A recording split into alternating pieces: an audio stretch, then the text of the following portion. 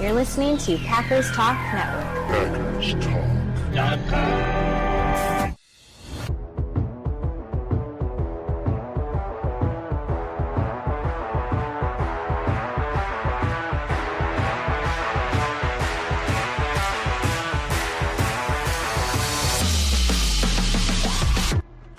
Welcome to the Packers Weekly Podcast, part of PackersTalk.com network. I'm your host, Myles Teteak, joined by your co-host, Tim Hamilton. We are diehard Packers fans that just love talking about the Pack. We are not messing around with any of these national sports media talking points that they waste their time with. We are diving into the top topics around the Pack every week, breaking down games during the season now. Yes! And, of course, sorting through all the draft dreams and drama of the offseason, which we have now exited. If y'all want to support the podcast, please spike that like button.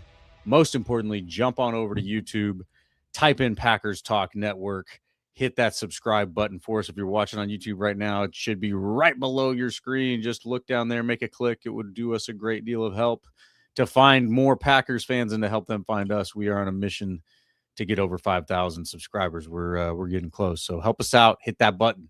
And tonight we have a real football game to talk about, not practice, not family night, no scrimmages. This was a real preseason football game. Of course, not a regular season football game, but nonetheless, the Packers lined up against an opponent that is not the Packers. And that is fun to watch. Plenty to take away from. Certainly, there have been some hot topics that have been talked about a little bit already. We're going to get into a few of those. But first, of course, once again, our show is sponsored by Wisconsin's own Ticket King. For over 30 years, Ticket King has been providing Packers tickets to Packers fans, as well as Bucks tickets, Brewers tickets. All them tickets, you got to find them on the web at theticketking.com or visit their locations in Green Bay and Milwaukee. And remember to support all of those local businesses, Wisconsin and otherwise. Tim, good evening, sir. How'd you enjoy the game? Good evening, Myles. I thought it was your typical preseason game, so there was some good, there was some bad. I think there were definitely some things that backed up what everybody's saying that they're seeing in practice. You know, when we finally get to see that in action against another team. So I definitely think there was some confirmation of what's going on in practice each day. Not overly concerned too much about anything, which is, you know, you see the final score and you're like, yeah, it's not so good, but it's preseason, number one, and a lot of plays were given up and a lot of bad play in the second half by guys who aren't going to be on the roster and guys who probably aren't even going to be on the practice squad. So right, I can't get overly concerned about it, but there was definitely some good in it. Overall, I mean, it was just nice, even though it's preseason, it doesn't count for anything. You know, number one goal was to get through it injury-free, but it was just really nice to see the Packers playing football. Felt like it was been a long time since we saw it. So that was number one. But yeah, positives to take away, not a whole lot of negatives. And just, I think it was your typical kind of preseason game. You get through it. The second half was ugly, but that's going to happen, you know. But I think there were more positives for things that are actually going to matter, for players who are actually going to matter on this team and play significant roles or play near significant roles for this team in a regular season. So that's encouraging. I think that's the most important thing to take out of it, is that, like, guys that you're counting on that you're going to need, there was a lot more positive than there was negative from it. I agree. Yeah. And the tweet that I had was, it felt like they accomplished all their goals by halftime and the second half was like a mild inconvenience, which, you know, that can be seen as sort of like a write-off, an excuse make for a bad, ugly second half, but it's not. It's actually a criticism considering the way that they finished the season last year. It's like, man, finishing was one of the things that you needed to get better at. You needed to check that box. And it just didn't feel like anybody was finishing in the second half. It felt like, I mean, and granted, you're right, a lot of guys were playing that aren't going to be on this roster, aren't going to be on the practice squad. One of them has already been moved along. Kyron Drones no longer with the Packers, which is interesting because he was a draft pick, and they usually do that. No, he was undrafted. He was undrafted? Okay, I thought he was in the seventh round. Okay, still, they brought him in this offseason. So, yeah, the crowded quarterback room gets a little less crowded. And LaFleur even came out and admitted as much. Not that it's a great admission, but he at least clearly stated that it was to get more reps to Kyle McCord. He looked pretty good. He, looked like he could probably use more reps, but he definitely had some good moments and some less than good moments, but enough good moments that they felt good about letting go of Kyron Drones, who made the decision easy on him, I think. Did not look good at all. So hopefully he rebounds. Rooting for a guy, but he's no longer a Packer. So you got 3 quarterbacks in the room, all pretty well-established roles. Obviously, Jordan Love being who he is. Tyrod Taylor was definitely brought in to be QB2. So that leaves a pretty default role for Kyle McCord at QB3. But yeah, ultimately, the half you care about the most was the first half. You saw more in the first half than you were going to see in the second half. A few of us football nerds love to see the bottom of the depth chart play it out. But yeah, it got to that point where it was just kind of exhausting to watch it. And, it's like, all right, you guys mailed it in. We're done here. Let's move along. If you guys made some good plays there, I think in the second half, trying to fight for a job. But other than that, what we saw in the first half, there was definitely some good takeaways. I was very, very encouraged by some of the things we saw. The first thing that I'll bring up, I think Jordan Morgan looks good.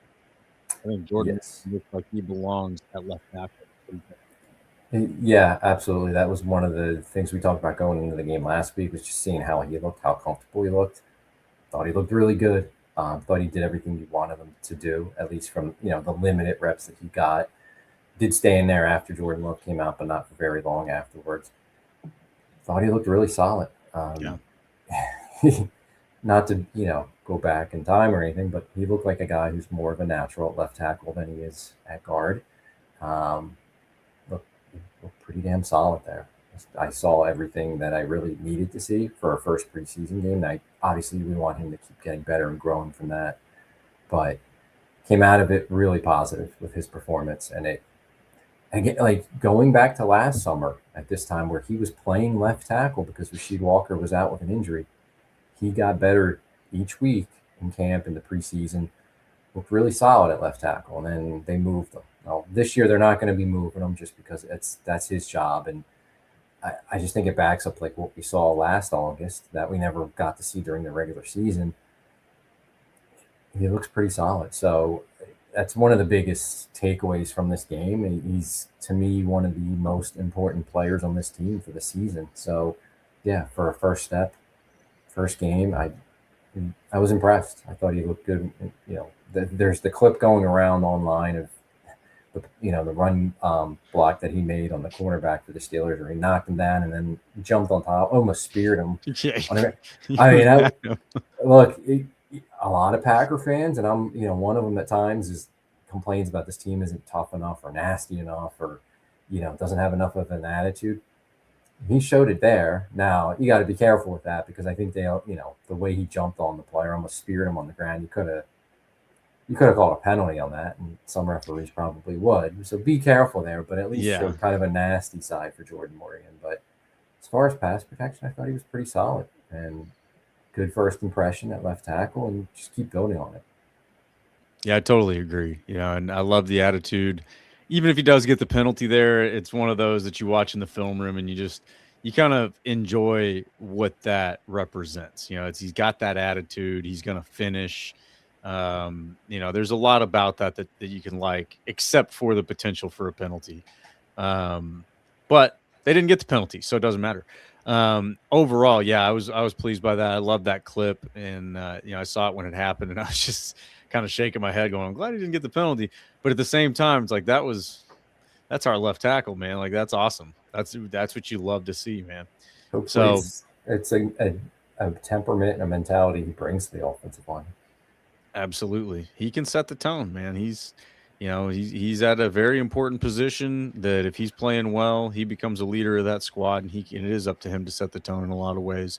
So hopefully he can adopt a little bit of that Bakhtiari-ness, the flipping the bird to the Bears for his last game. What an awesome exit that was. Just legendary. Good way to go out. Yeah, it's a really good way to go out. So, really glad for him to be able to go out like that. But yeah, hopefully he's got a little bit of that in him, Jordan Morgan. but it looked good. I thought we saw what we needed to see. I was not looking to see any more than that because at that point, once you've seen what you want to see, you want to keep everybody healthy. So, another one that I was pretty pleased with was Sorrell, man. Yes. And he only had a few reps, but he looks like a real deal, man. He looks like he's going to be a handful for whoever is trying to block him. I was very excited that first sack that they got. That was fun. Yeah, I mean, the first sack was Franklin coming up on a blitz, just blowing it up. Sorrell was part of it, and then obviously Van Ness, I think, got credit for it. But a lot of that was Franklin. But yeah, I'm with you, Sorrell. You impressed me, and again, that backs up what we've been hearing throughout training camp is that he's taken a second-year jump, which is awesome to hear because it looks like he's going to be the starter opposite Van Ness to start the season at edge rusher. I'm impressed by him. He looks a little bigger and definitely more active, and I'm liking what I see. He was one of my guys. It's funny too because you bring up, like we talked about, Morgan with his attitude and the physical style he played with. Sorrell on Sunday in practice got in a little trouble with Matt LaFleur because he knocked down Jordan Love. He ran through Anthony Belton and knocked him into Love and all right, stay away from Jordan Love, but kind of like that Sorrell's playing that physical with that much of an edge in practice where he's running through Anthony Belton to get to the quarterback. Like maybe ease up when Jordan Love's back there. Little situational awareness, but it's a mistake by a young kid. He, that's fine. But yeah, I love that he's going that hard in practice because that means he's going to go that hard in the game as well. But I'm with you. Sorrell impressed me. He was one of the guys too that caught my attention. And from everybody that's up in Green Bay watching these guys each day in practice, he's been one of the consistent standouts and definitely showing the progress he's making as a second-year player. And we've talked all off season, like, what do they do now with Mike Parsons out for the first 5, 6, or however many games it ends up being? It's obviously going to fall on Van Ness, but like, who else? And Sorrell's stepping up to the plate, so he's going to have a pretty big size role at the beginning of the season for the defense, and it looks like he's ready for it. Well, and one sign is how quickly he came out. The coaches saw what they needed to see, and he didn't get any more snaps after that. That's usually a pretty good sign for a guy like that. Second year, you're trying to prove yourself a little bit. Mm-hmm. It seems like it's his job to lose opposite Van Ness, at least until Parsons comes back. But yeah, we were talking about coming into the season, there's a lot of potential. There's a lot of guys that need to develop. So now we're kind of looking at that checklist of, who's stepping up to the plate, who is, maybe not as much. And man, Sorrell and Jordan Morgan, I think, are two of the most important names on that list that you needed to develop and you needed to step up and rise to the occasion to, do their job, and Sorrell may be on a little bit more of a temporary basis because of Parsons, but you still need him to be a force. I mean, we're sitting here talking about trading for Josh Sweat for a little while. Look, Sorrell is a guy, and he's demanding snaps. You don't need Josh Sweat. You don't need to give up those assets. You don't need to take up that much salary cap.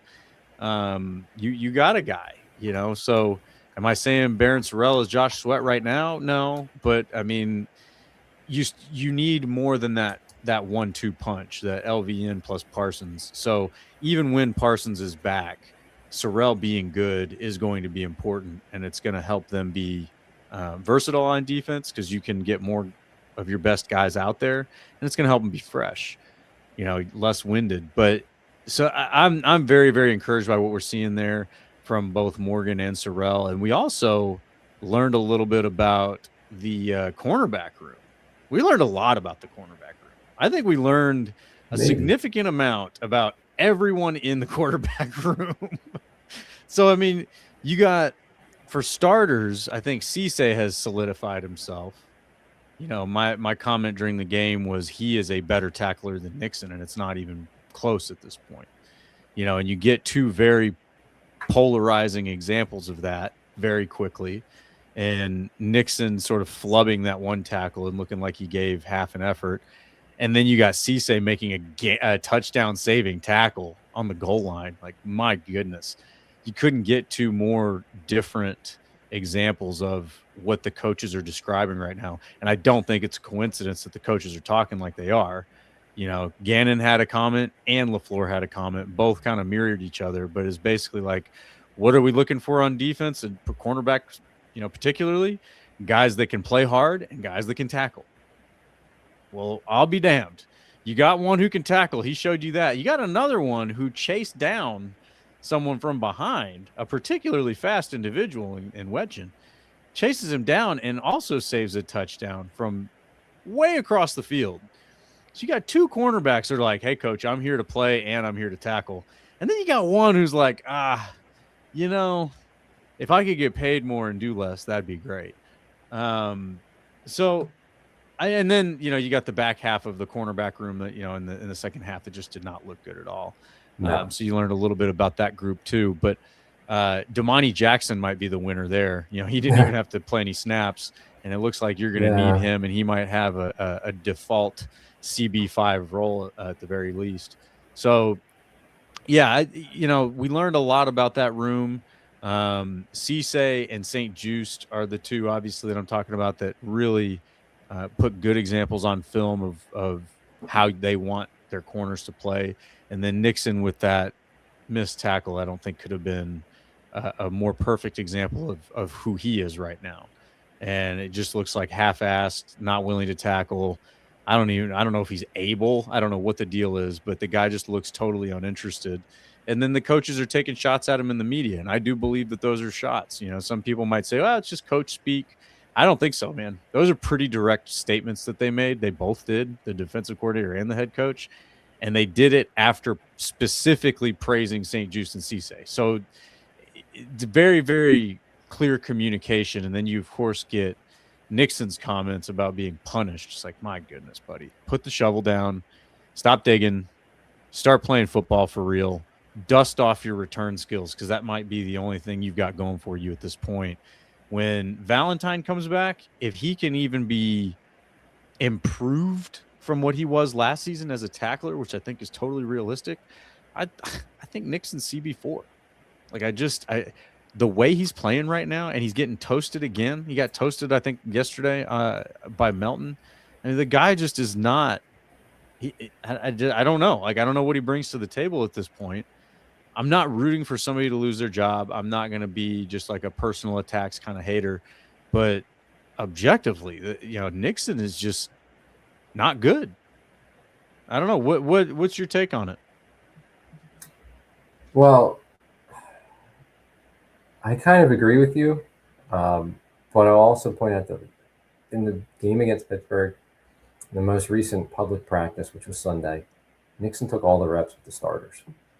Yeah, maybe. Like, I know he's in a competition, as the coaches are saying, and he was splitting, you know, snaps with Cisse. They were rotating with the ones and twos, but he's still taking the one snaps. He took all one snaps in practice, and until that flips and he's not taking all those snaps, like, he's still the starter.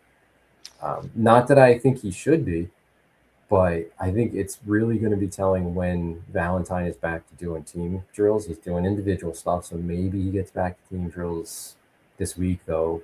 I think there's one more practice before they play Denver, so it'll probably be next week. When Valentine comes back, where's Valentine? Where's Cisse? Where's Nixon? Like, how does this all shake out? At this point, Cisse should be a starter week one. He's their most talented cornerback, but beyond that, he looks ready, and he's been getting all these reps. He's getting all that experience between practice and now the preseason games. He should be the starter. I hope that's what it is. I'm still not 100% convinced that they're going to go that route, but it should be Cisse. And then on the other side, Nixon's getting the snaps. Like, I know there's been somewhat of a rotation, but it's still been mostly Nixon. And in our most recent practice that people saw on Sunday, it was all Nixon with the starters. So, like, that still tells me that it's probably his job to lose. Now, maybe he loses it. Maybe, you know, his poor attempts at tackling and his overconfidence and getting beat. If St. Just can, you know, continue to get better and show that he's more reliable, then maybe St. Just takes it, or maybe Valentine comes back and takes the job. But I think we still got a long way to go before we say, like, Nixon's not going to be the starter because I still think he's the most likely starter opposite probably Cisse, but I can't even say with 100% confidence that it's even going to be Cisse. I hope it is. I think it should be Cisse, but yeah, I mean, I'm with you. Like, Nixon shouldn't have that spot, but they always think a lot higher of him in the building than we do outside. Now, I don't think they think quite as highly of him as they used to, and that's why you're seeing between LaFleur and Gannon and Bobby Babich are saying this is a competition. And the fact that they're even giving St. Jude some reps with the ones is different than anything we've seen previously with Nixon. Since Nixon's gone outside, he hasn't really been challenged for his job. He hasn't had to compete for it. He at least is competing right now for it. So it is different. It is a change. But, like, how far is that change going to go? I still think we got to let it play out for a couple more weeks before we really know for sure. Because to me, and this isn't what I would do, but I'm just saying based on what they're showing us, it's like, yeah, he's in a competition, but he's still very much in the driver's seat because he's getting those first team reps. And until that's split more evenly or someone else is getting more of the reps than him, I still think he's the most likely starter outside. I think the way I read that is the coaches are giving him every opportunity to put good reps on film. But I don't know that he's doing that. That's where I'm at. Like, it's, yeah, they're definitely giving him the reps. But the thing is, you saw it. He was playing well into the preseason game after the other starters had come out, and he's not a rookie or a second-year guy. You know what I mean? Yeah. That's a situation where, yes, he's in the driver's seat because he is getting the reps, but what he's doing with those reps, I think, is working against him. And then you see what the other guys do with their reps, and they don't need as many reps to prove that they're what the coaches are looking for. So I agree that he's still in the competition. I wouldn't say he's lost the competition, but what he's doing with his reps right now, he is headed in a tough direction. Like, honestly, you don't have enough depth to waive a guy like that, but I mean, he really should be considered as a returner. Like, he needs to have other value he's bringing to this team, because the way this is going, I don't think he will be the starter against Minnesota. I think at best he'll be CB3, and we'll see. I mean, we'll see how Valentine looks when he comes back. So there's a lot of a big if there, because if Valentine takes a step forward, I definitely believe he can be better than Nixon. When he was flashing potential at times, he looks like a really good man press corner that can run with guys, that can compete with guys. He's got the right mentality. I just, you want to see how he comes back from the injury. You want to see how he looks in the new system and what they're being asked to do. But yeah, I really think that Nixon is in a dogfight right now, and I don't know that much is in his favor the way he's playing. So, he will get. I do believe he'll get every opportunity, though. I think they'll keep throwing the reps at him, and you don't learn with a guy like that. You're not going to learn as much about him by him running with the 2s or the 3s. You need him running against the 1s, because if he's going to be out there as a starter, you need to know what that's going to look like against the 1s, right? If he's off there, he's out there running against the back half of the receiver depth chart, which he hasn't looked great against anyway. You're not getting the right evaluation that you need on the guy. Can he start for you or can he not? And so you do need him running with the 1s to make that fair evaluation. You need him in the game. That's why I think he was in the game as long as he was. I think if there was any kind of decision on where he stands, he would have come out of the game before he did. So potentially, yeah. But I mean, maybe part of that too is they were a little short at corner because Jackson wasn't available, Valentine wasn't available. It's possible. It's possible, and I think they do want it to be shown that it is a competition, that he's competing for his job. So yeah, I mean, I noticed that as well, that he stayed in a little, because Lucas Van Ness was in for 3 plays. And I think Sorrell was in for 4. Yeah, and shout out Lucas Van Ness. All 3 plays, he was really damn good. Yeah. Unfortunately, now he's got a shoulder injury, so that's like, oh, Jesus Christ. But I didn't hear about that one. Does that sound serious? I don't think so, but he didn't practice on Sunday. We'll see on Tuesday if he's available or not. But yeah, that kind of like puts a damper on his camp. Like, hopefully it's nothing serious. Hopefully he's back. But anyway, yeah, some of the guys were in and out quick. Cooper didn't stay in, Franklin didn't stay in, McKinney, Evan Williams, and he did for a little bit longer. Not a ton longer, but it's something. And the fact that St. Just has been getting some of the reps with the ones is something too. And what the coaches are saying, I don't think it's all coach speak. I think in the past, maybe it definitely was. As far as Nixon goes, it was always coach speak, or it was just they really liked him. This new defensive coaching staff, they don't have prior ties to him. And so I think that's playing. I think Daniel Bullocks and Bobby Babbage, Jonathan Gannon, those guys, like, this is a different look and a different evaluation of this player. It's definitely factoring in. And you can see, and I don't think LaFleur is giving the coach speak, because there were times in the past with players, yeah, everything's a competition. And you look at it and the guy like never missed a snap at the start. It was never like a real competition. How many times have we seen that with players? Here, at least, I do think it is a competition, but I think it's a competition like it's Nixon's spot that's a competition. It's the other cornerback spot that's a competition. And, it's not a wide open competition, I guess is the way to put it. It's not like, hey, two best guys are going to play. Like, I think you're going to have to take Nixon's job, and your argument is like he's giving it away, which, yeah, he's getting toasted a lot. He is. And then he's not tackling well. So it's just like the combination of the two is not good. And the comment from LaFleur about they want willing and capable tacklers. It's pretty damning. You got it. I mean, part of that's on Nixon. You got to assume that. Yeah. Because the play that St. Just made running down the receiver from behind where he could have easily given up on that play. That's stuff that coaches love to see. And that was probably played in the meetings for the whole team to see. Like, the hustle here. Like, St. Just doesn't have to make that play in a preseason game. Like, he's a veteran. Not that he's an established play. Like, he's got to prove himself to a new team and all that. But, like, again, it's preseason. He doesn't make that play. Does it stick out? No. The play that Nixon didn't make, the tackle he missed, that sticks out because it's right there. It's right at him. And it was a pretty pathetic attempt. Now, Katano Oladapo could have also made the tackle. He was there and missed it as well.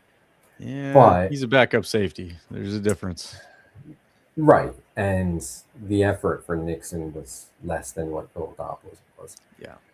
So I do think there is somewhat of a competition. I just think that Nixon, in their mind, is probably the leader in that competition, and it's going to take several things to unseat him. Now, that could play out, and we could see him as CB3 or CB4 against Minnesota. But I still think, when they line up to start the game, he's out there. And I think the question is going to be who's out there opposite him. It needs to be Cisse. And I don't know. I think Cisse is cemented, man. I would love to. CB1.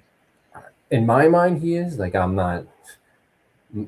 Me, there's no doubt. Like, he would be the starter. He's shown enough. But, like, I don't know. I don't know if I trust them to be like, yep, we're going to let him go. Like, he's a second-round rookie. And, yes, he needs the experience and all that. I still kind of, like, hesitate. Like, they're going to still put Valentine out there. And it'll be Valentine and Nixon. I don't think so. I think if anything, it would be if Cisse's not out there, it'd be St. Just and Nixon. I think St. Just is in that. I think it needs to be. I think it needs to be Cisse for sure at one of the spots, and I think the other one. I still think it's going to be Nixon, but I'm hoping it's St. Just or Valentine. Yeah, and I agree with you. I mean, we've seen it in the past. I know exactly what you're talking about. This feels different. It feels like this coaching staff is handling things a little different than they have in the past. Dare I say, accountability might be back in the building.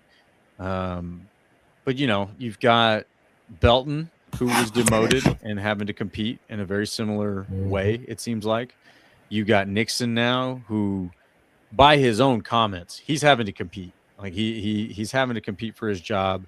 He may be the front runner for that, but he's out of the sheer fact of being in a competition means it ain't a given. So those are two very interesting things to me. We'll continue to see how accountability might shake out. But the other thing, and I loved this, and not many people have talked about this, I guess we've had too much to talk about outside of this, is the lack of flags, man.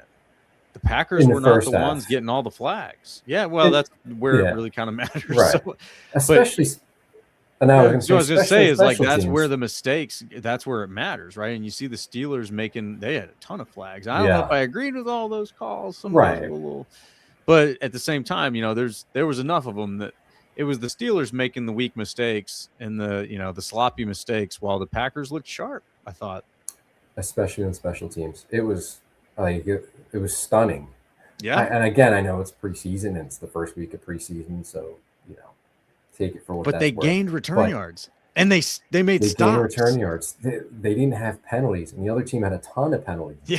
Teams, like consistently. I was like, wait a second, are these referees like the colors of the jerseys mixed up? Like what is it was the complete opposite of every special teams unit we've seen in Green Bay for the last 30 years. It was unbelievable. I mean, and we haven't even traced Mac. Like, what a performance! I mean, 2 58-yarders. And unfortunately, the first one doesn't count. But who cares? It counts. It counts. Put it in the book. I'm not completely sold, but man, that boosted my confidence in the kid. And every kick was right down the middle, like no doubt about it. Nice and true. He was awesome. His kickoffs were placed very well. And that's another thing. McManus was kicking balls into the end zone last year and cost him field position. And Smack's getting them down at the 1 yard line so that you have to return. That was the difference. The coverage units were really good, and their coverage units were actually pretty good last year. But then they got a positive yardage punt return. Sky Moore looks pretty good back there. Yeah, I mean, shout out to the special teams, but to your point, just overall, the first half, they were pretty good with the penalties. And not just from a Green Bay perspective, but in the preseason, there's a ton of penalties. Green Bay and any other preseason game you watch, and they were clean for the most part in the first half. And the Steelers were the ones that were getting tons of penalties. Obviously, it flipped in the second half, but a lot of that was players who aren't going to be on this roster, right? So I'm not concerned with it, but that was a really nice surprise to see. Yeah, I was very, very pleased with those things, and that's why I felt like, look, they accomplished their goals in that first half, and they sort of let it hang in the second half. I don't want to see that again. I'll say, for the first preseason game, fine. We don't have to fire LaFleur over that, as Tim put last time. We're not firing anybody. Can't fire anybody yet. But yeah, I mean, I really liked what we saw in the first half. I liked the players that you needed to see perform. They were performing for the most part. The guards weren't bad, weren't great, a little bit here and there, but they weren't massive liabilities, they weren't turnstiles. So that's a good thing. But, and overall, I feel like the D line, they're going to have some tough decisions to make come cut down time. Warren Brinson looks really good. Brinson looks good. I saw Campbell's still doing it. And I saw it on family night with Brinson. I'm like, okay. Yeah. And then there's been some talk. I think Tom Silverstein wrote a piece about Brinson. I'm like, okay, he's doing practice too. Let's see. And it showed up against the Steelers. And yeah, that he's somebody that might factor in pretty big in their rotation and have a nice bump, when Wyatt or Hargrave need to come out for a breather. And hell, eventually he might be one of their starting three up there. It looks like it might be Carl Brooks to start the season. It looks like it's going to be Brooks, Hargrave, and Wyatt. But Brinson's coming, and that's really if he makes a jump and can show consistency, that's a real nice. That's a win right there. Yeah, that's really nice for your D line. That helps a ton. If you can get a second-year jump out of Brinson and he can continue to build on what he's shown so far. So yeah, he impressed me. I feel better about the D-line room, and I think maybe we'll get into this when we talk about the Denver game, but that defensive tackle's number 6 position, right? If they keep 6, and they likely will. But Jonathan Ford can show you some things, primarily as a nose tackle against the run. Stackhouse looked a little better than we saw last year. And then Anthony Campbell, who's been like the star of training camp, batting down all these passes, looked decent and gets hurt, but it comes right back in practices on Sunday. So like he's still there. So it was a little bit, it was a little downer to see him get hurt. I was like, oh man, this kid's had a good start to training camp, and now he's going to be out of the mix. But then he's back at practice, didn't miss any time, so that's a real positive. So the interesting battle between those three for one roster spot, maybe a practice squad spot going forward. But definitely feel better about the defensive line room than I did going into training camp. Yeah, no, I can safely say I feel better about that group than I did coming into training camp. That was very encouraging for sure. So, overall, I don't think I've ever felt this good about losing 28-9. Yeah, there's some of those cornerbacks aren't NFL cornerbacks. Devonshire and who else was playing? Bartholomew and the surprising one was Jalen Simpson, because everyone's saying he was having a good camp, and he got toasted a lot against the Steelers. So unfortunate to see, but I think that was a big cause of that second half. And then also some of the reserve offensive linemen were not very good, but those guys aren't going to be making it to either. Right. No, so, and that just is what it is. You can't get too caught up in those guys not being good. It just is what it is. And that doesn't mean that the Steelers are that much deeper.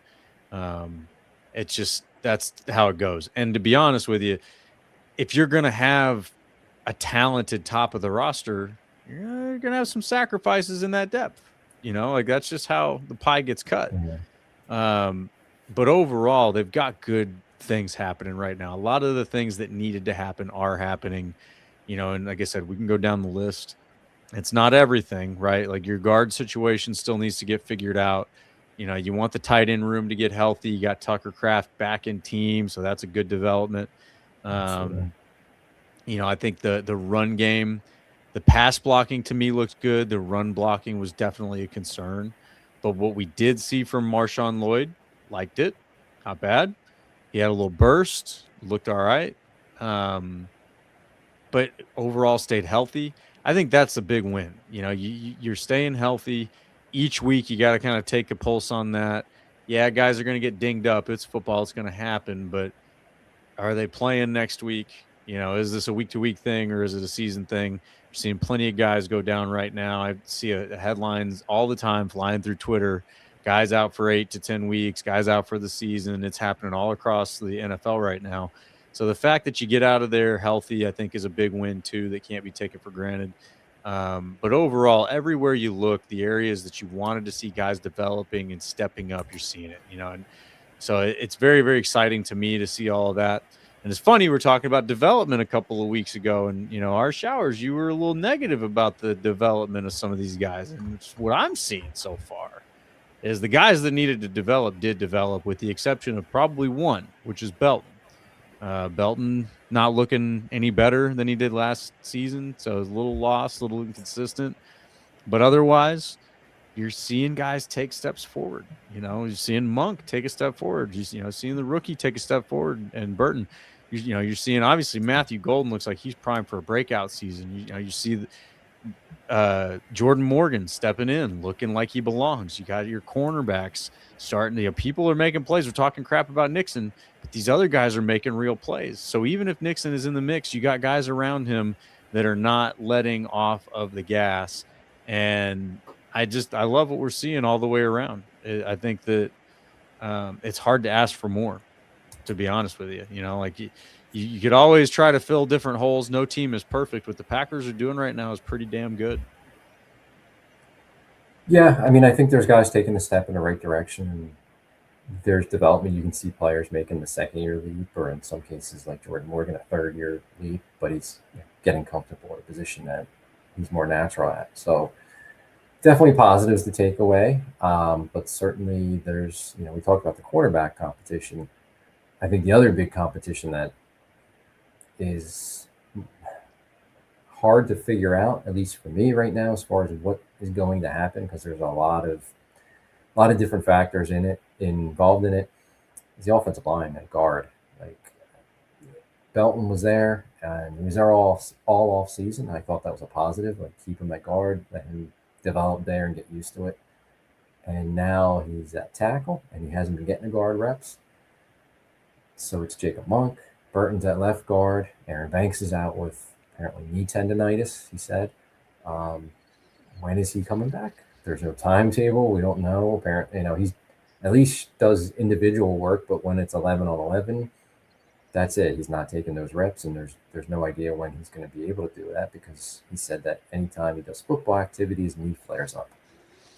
Well, that ain't good, because he's a football player. Oh, man, that contract is just awful. Yeah, they miss. That was a big swing and a miss. Bad. It's a rare one, but I mean, honestly, with all the success Goody's had in free agency, he was due for a bad one. He got one with Banks. He got one with, don't forget, Nate Hobbs was the same class, and he's already out of town.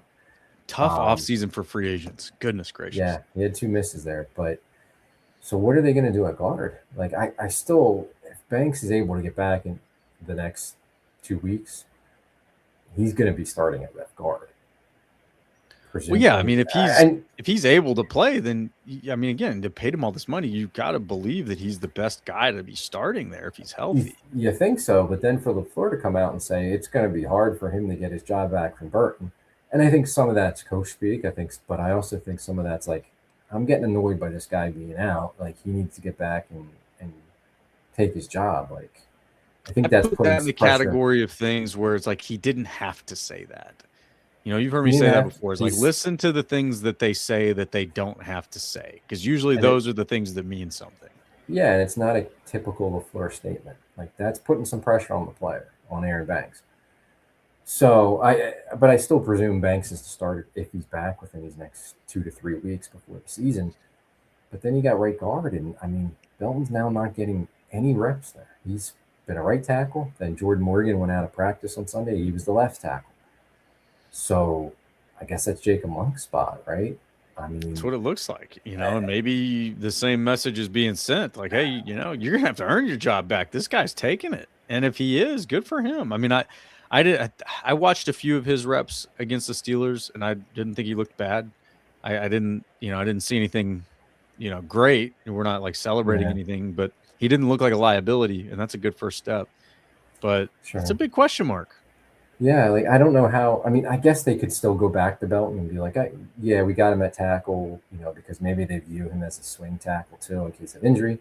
And then I guess they could throw him back at guard. But you got a player who never played guard last season until you threw him in there in the middle of the season. He needs the reps and the experience. I get, like, he was struggling there at pass protection. Okay, but, like, let him have more time to work through it, right? Like, now you're already kicking him the tackle. If you make the decision to put him back at guard, it's like too much yo-yoing. Like, just let him have one position that's comfortable at.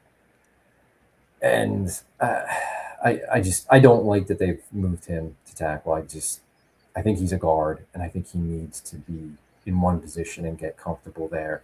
And if he shows he's just not good enough at guard, fine, and try him back at tackle. But I don't think they gave it enough time to work. So that's my frustration.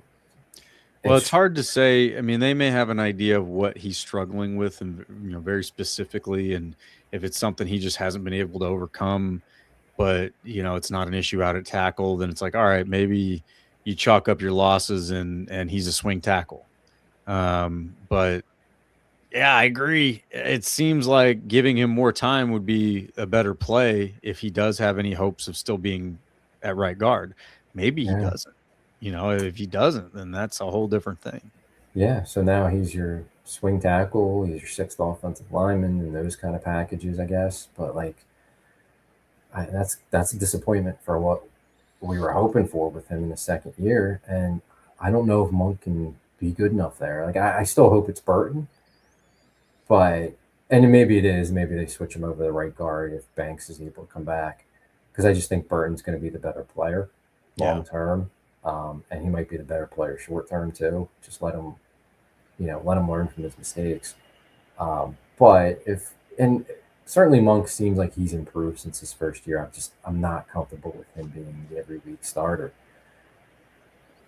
It's just concerning. And Darian Kennard hasn't had a good camp from everybody that's viewing him, and he got hurt against Pittsburgh. So now Belton being at tackle is kind of more important. John Williams is there too, but John Williams, that was his first game he's played since he was in college because he missed all last season. So and he's kind of a guy who's, they have to determine is he better at tackle, guard, where's his best spot. I think he's another guy that showed some promising things.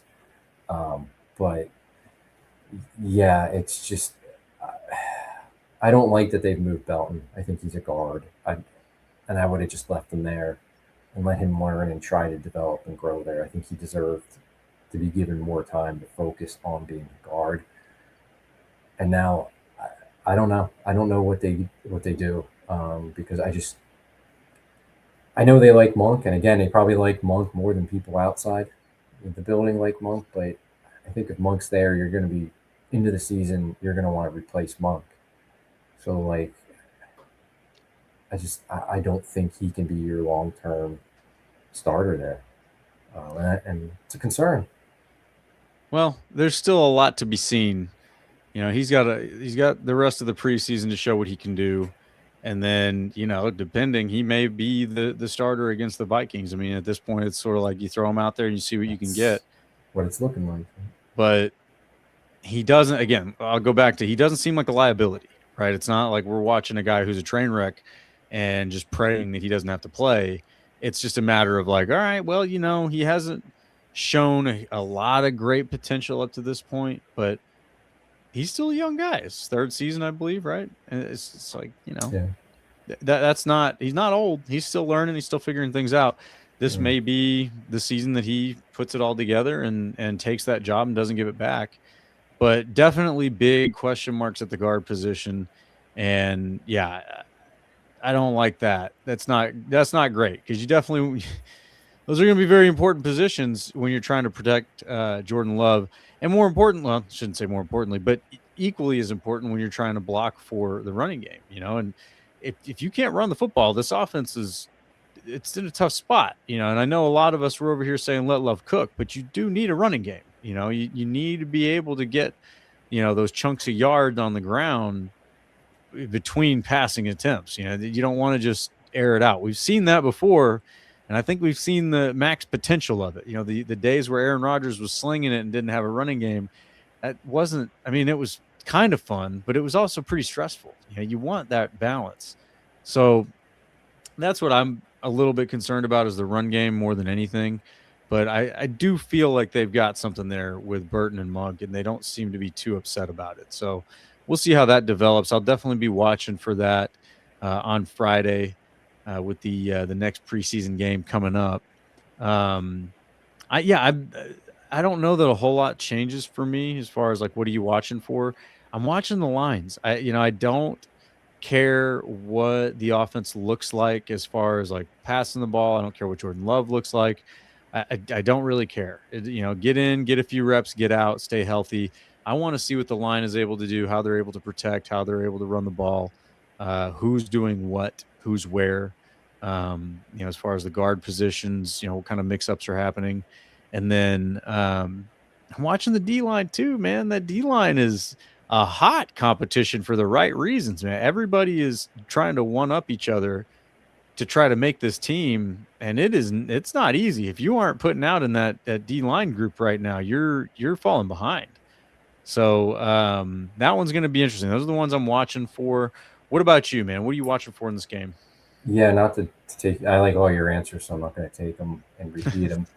And I'm with you with them. I'll give you a couple names or a couple positions that I think are interesting that we haven't discussed. Kamal Hadden, if he plays, now he just came back to teamwork. I think on Sunday was his first time, and he didn't play against Pittsburgh. Kamal Hadden, I want to see what he can bring because we saw the other depth cornerbacks. They weren't very good. So Kamal Hadden, Damani Jackson doesn't seem like he's close to being able to take team. I know he came back to practice and he did individual stuff, but Don't know when he's going to be able to do teamwork. Haddon's further along, so maybe he's got a shot to play against the Broncos, and I hope he does. But like, let's see what he looks like. Hopefully, he's much better than the other, deep reserve cornerbacks on this roster. But I also think you need to look at him at nickel because Bullard was out, and it's nothing long term. He'll be back for the Vikings, but Oladapo played the nickel and was not good there. He's got change of direction and movement issues at that position. Limitations. Limitations, right? That's the word I was searching for. I like him fine at safety. I think he's a fine depth safety, special teams guy. Like, I'm cool with that. Nickel, he's not a nickel. So if something happens to the Bullet in the regular season, who's your nickel, right? None of St. Juice ain't a nickel. Cisse hasn't learned that position yet. Maybe he, eventually could. I don't think you want to mess with him. I think you don't want to mess with with him. At. Like down the road, like yeah. hey, like we're gonna give you some reps here in case we need you there, sort of thing. Like who's your next guy? Like Nixon did it in the past, and he wasn't very good at it. And he hasn't repped. Shocker. Right. So like if Kamal Haddon, and I don't know if he can do it because he doesn't. I don't know if he's got the movement skills either, but if he can show that he can, I think that helps his chances of making the roster a lot more. So I'm interested to see him outside because they struggled so much with their outside cornerbacks against Pittsburgh, but also if he gets nickel reps. Again, hopefully he plays. But I think that's something to monitor going forward for his chances to make the team. And then I'm interested to see a little more Tyron Hopper too. I feel pretty confident he's going to make the team as, a reserve linebacker. I don't think they're cutting him or anything like that, but I just want to see how he's progressing in his third year because I think last year in preseason, he looked really good, and we were talking about like, hey, he's much improved from his first year. And then didn't really see him, and when he did, he didn't look so good, but it was limited reps and stuff, so you didn't really see him. I want to see him again. I want to see how much better he's gotten. So those two guys on the defensive side of the ball, everything else you talked about, I'll agree with you there. I'll just add offensively, like how the battle, and I don't even think it's really a true roster battle. I think it's more of a practice squad battle, but like how those 7, 8, 9 receiver positions are shaken out. So like your Sturdivant and your Nair, like I want to see those guys because they each are flashing, right? Like I just don't think there's roster spots for them, but you may need them at some point, and you certainly are going to want to try to get those guys in your practice squad. So interested to see how those guys look as well. Yeah. I'll be watching that cornerback battle, man. I want to see what Nixon does. Yeah, and I'm not rooting against him. I would love to eat all the words and see him play great. That'd be awesome. I'll do it. I'll be the first one to chime in and stick my foot in my mouth and eat all those words. But he is in a battle right now. And I do think that his ego is working against him. And I do think that the guys around him are making it as hard on him as they can as far as the level of play goes. So I'll be watching that one closely to see how that goes. But yeah, again, most of all, just stay healthy. I just want to see him stay healthy. Oh, yeah. To your point last week, there's nothing to get mad about, right? We're not here to argue about the scheme or the play calling or any of that. I want to see the right guys get out there, make some good plays, put some good film on, out there, and then get home safe. That's really all there is to it. Don't care if they win or lose. It's funny because a lot of good teams lose in the preseason, a lot of bad teams win in the preseason. So, there's really no correlation of success for winning or losing. So it just doesn't matter. You just want to see the right guys look good, and you want to see them get out of there healthy. And I think that's the main thing. But I would love more evidence of accountability because that, to me, is going to be a huge, huge thing this season for them being different from the 2025 season. And so far, I think we're seeing it. I think we're seeing evidence of accountability, of guys not wanting to make mistakes, of guys when they make mistakes getting them corrected. I think it'll be very interesting from that perspective. And then, of course, I want to see our boy Trey Smack. I want to see him smack that ball from 70 yards, baby. We're going to be up in Mile High. Altitude, right? Yeah. Maybe he's got a record setter in him. Oh, man. Break records, brother. That's another. Can special teams carry over their strong performance, their strong first half performance? And yeah, I'd love to see that. Because maybe they do it again. Maybe we got some signs that we might actually have competent special teams. Like, can you imagine that? Coach McCord is putting it together, man. He's getting it. He's getting them riled up. He's getting it done. You know, you want to start catching tennis balls if that's what it takes. I'm good with it, man. Just keep throwing more of those tennis balls out there. Catching tennis balls, demonstrating with a pen how you hold you hold the football for a kick, right? Running up and down the sidelines like a crazy man. Whatever it takes. Whatever it takes, man. I love it. I love all of it. We didn't get any of that from Bisaccia, and you know, since the Penn lecture on how you hold the ball, Smack has looked really good. So, you know, those are the things I'm excited about, man. I'm excited that Packers football is back. I'm excited that they look the way they do. Tucker Kraft, I hope we see a few reps from him. Now that he's back with team, he's not going to play. No. I think the only thing he wants to do the joint practice with the Cardinals. So that might be like his only kind of action, but they're not playing him against the Broncos. Fine. I'll take it. Yeah, I won't complain about that. I would love to see him catch a ball, but we'll get there. Minnesota. Mm-hmm. Yep. But you know, other than that, yeah, I'm excited about the things that they're accomplishing. I think after that game against Pittsburgh, the right things are looking good, and that is something to be celebrated. You know, and I would think, you know, we're talking about that checklist of things that need to go right for this season to be good. A lot of those things are being checked off. So hopefully we see that continue. But very, very pleased and enthusiastic about how they look after Pittsburgh. They're having some sharp practices. You know, you talked about Sorrell getting chewed up because he went through Belton and knocked down Jordan Love. I mean, when you're practicing with that kind of intensity right after a preseason game, man, that's great. That is a great sign. I don't think there's been any big fights or anything, have there? They had a couple like small ones the other day, but yeah, nothing big, which I'm fine with that. Like, yeah, cool. We don't need to have fights. Right. Intensity's cool, but you know, shake hands afterwards. So yeah, overall, you got to like where they're at right now. You got to like the position that they're in, the way the guys are competing, what is unfolding, and I think, you know, only good can come from a lot of these competitions. The D-line especially, man, that's a very, very encouraging development. But yeah, so final thoughts, man. What anything else we need to be watching for, or you know, not getting upset about? Don't get upset. It'll be interesting if they play the starters and for how long again. There's no word on that. They already said that the Cardinals game, they're not going to play anybody because they're going to treat the joint practice as kind of the game.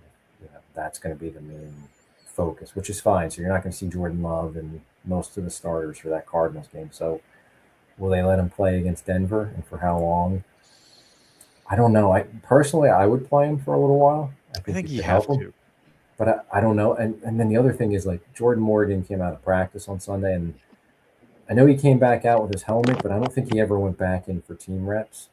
So I would watch that, because if Jordan Morgan can't play, I don't want Jordan Love out there with Anthony Belton left tackle.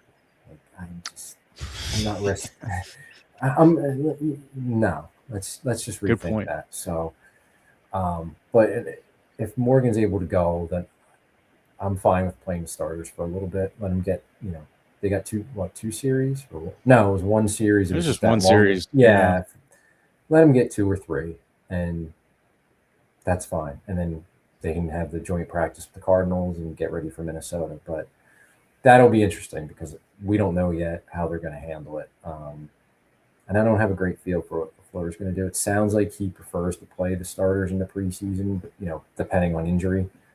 I think he made that comment that they tend to do better coming out of the season when they've played. Yeah. So I guess expect to see him, but again, it's hard to say what they're going to do. I hope we see him at least for a little bit. Well, yeah, I hope we do see a little bit, especially on defense. But yes, let's be smart. Let's not get anybody hurt. Let's not put anybody in unnecessary risk. So yeah, strap in, Packers fans. Enjoy the game against the Broncos Friday. Looks like it is on NFL Network, 8 p.m. I don't know if 8 p.m. is Central Time. Yeah, I think so. Okay. I think it's 9 Eastern. Okay.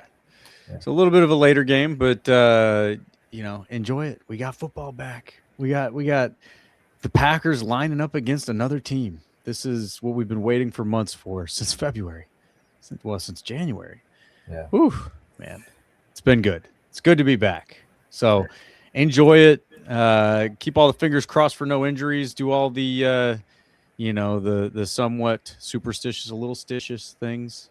Do those. Wear your right underwear, all that stuff. But if you had fun with us tonight on the pod, please spike that like button for us. If you love the show, tell a friend. Bring some more Packer fans around for us to find them, for them to find us. And come back next week on Monday night, 9:30 p.m. Central. We'll be streaming live, talking about this game against the Broncos and getting ready for the joint practices against the Cardinals. And then the countdown to the regular season is right around the corner. It's all happening real fast. And hopefully the weather cools down soon because, my goodness, down here in Texas, we're cooking, baby. So, I could use a little cool off. But either way, spike that like button for us. Subscribe to the YouTube Packers Talk Network. Hit that subscribe button. Help us out there. And we will see y'all next week, Packers fans. Go, Pack, go.